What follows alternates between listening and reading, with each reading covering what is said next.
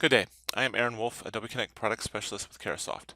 In this video, I want to show you how you can effectively use layouts to enhance the flow of your presentation. It's often recommended that every 3 to 4 slides, or 4 to 5 minutes, that hosts briefly pause the presentation to allow for attendees, especially adults, to soak in what they have just learned. But what's a good way to do this? I think you will find that polling is a great way, but certainly not the only way, to allow for quick check on knowledge from your attendees during the various parts of your presentation.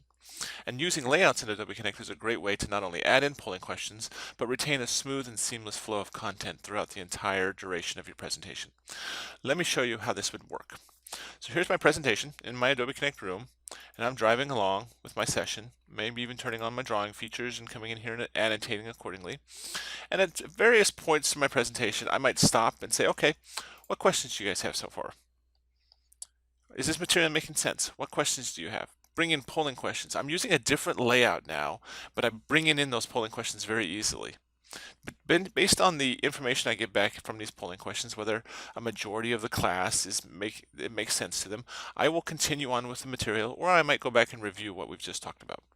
Let's assume in this example that everyone or a majority of the students it's making sense. So I'm going to go back to my content right now. I'm going to go back to that first layout, and I'm going to continue on. I'm going to turn off my drawing features, and I'm going to continue on with my presentation. And at some point, I'm going to ask another set of questions. I'm going to go to a different layout. Boom, bringing in new polling questions. Okay, is this material making sense so far? Yes or no? What questions do you have so far? Easy, seamless way to bring in these polling questions. So let me show you how I created this. I'm going to come up here to my layout bar. I'm going to delete these two layouts that I've been using as an example, just so we can go back from the beginning and I can show you exactly how this is created. So here's my content right here. Again, what I'm going to do is I'm going to come into the layout menu and I'm going to click Create New Layout. I'm going to duplicate this layout. Now I have a notation that I like to use, but it's completely up to you. I put as sharing because it's a sharing layout. I've got content on it. I'm going to put a P because it's going to have polling on it, and I'm going to put a 1 because it's the first one of these that I've created. So SP1 right here. Boom, it's created now in the layout bar. I'm going to tuck it under the sharing layout. Now while I'm on SP1, I'm going to just tuck this up right here, and I'm going to come in here, make room for these polling questions that I'm going to throw out there. I'm going to go poll, new poll. Right there. I'm going to make room for them. I'm going to come in here and poll, add new poll. And I'm going to add in my polling questions. Is this material making sense so far? Yes, no, whoops. Okay. And then I'm going to do this over here, short answer. What questions do you have so far? Boom. And you can see now, if I go back to the first layout, the sharing layout, and I go to SP1, the content transitions from one to the other layout because it's on both layouts, so the transition from one layout to the other is smooth and seamless. From the point of view of the attendees, it just looks like I'm bringing in poll questions. Now, I probably want to do this for very other parts of my presentation. So I want to have, if I'm asking the same question, if I go to a layout, I want those questions to be, or those polls to be ready to be answered. I don't want to have to come in and clear the answers and reopen the polls and so forth. So basically what I'm going to do is I'm going to duplicate this layout that you're looking at right now. I'm going to come up here to the layout menu, create new layout, duplicate this one. I'm going to make it SP2.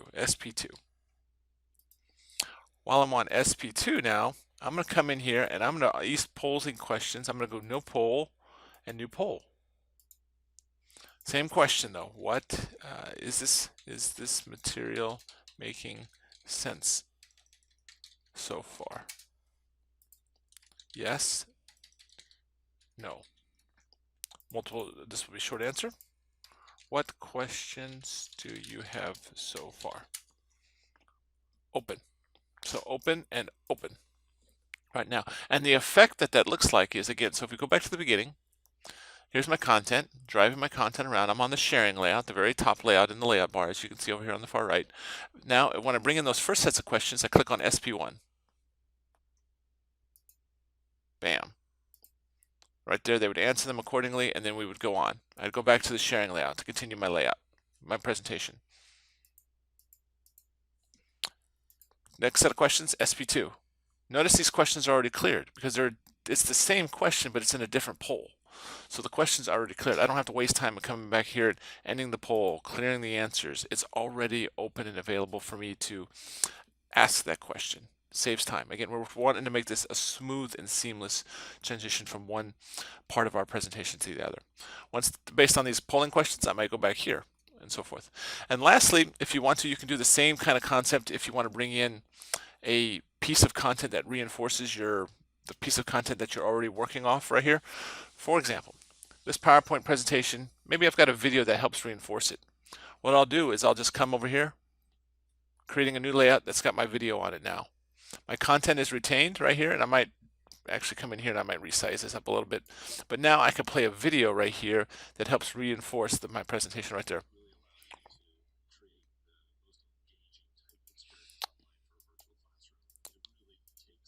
And I'm doing the same thing that I did in how I created the polling layouts. I'm doing the same thing. I'm duplicating the layout, making room. I'm resizing the PowerPoint SharePod, and I'm bringing in a new SharePod that has the video in it.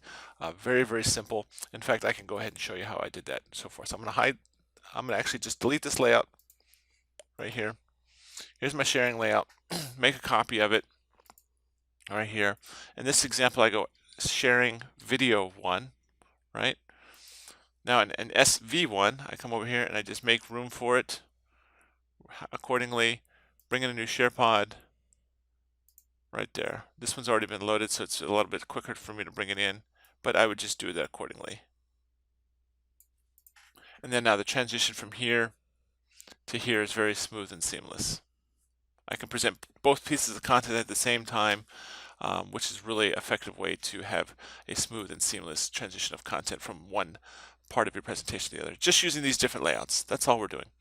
Thanks for watching.